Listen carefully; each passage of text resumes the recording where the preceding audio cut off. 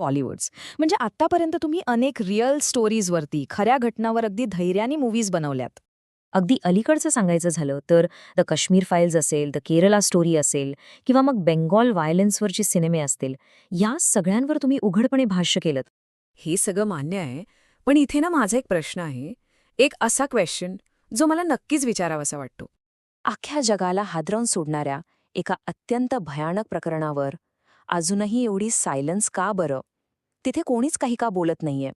एकाच नावाने संपूर्ण जगात अक्षरशः खळबळ माजवून दिली होती. ते नाव म्हणजे जेफ्री एप्स्टीन. म्हणजे विचार करा, प्रचंड पॉवर, भरपूर मनी आणि अफाट इन्फ्लुएन्स हे सगळं इथे होतं.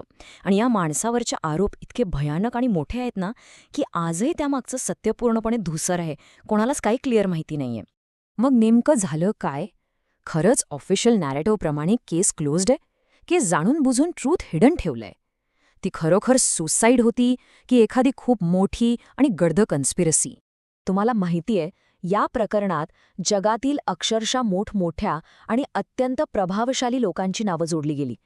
पण तरीही ते जे कम्प्लीट ट्रूथ असतं ना, जे जगासमोर यायला हवं होतं, ते अजूनही बाहेर आलेलंच नाही.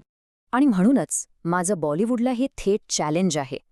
जर तुमच्यात खरोखर ते ट्रूथ दाखवायचा, सत्य समोर आणायचा दम असेल ना, तर एकदा, फक्त एकदा या एप्स्टाईन फाईल्सवर एखादा मूव्ही नक्की काढून दाखवा.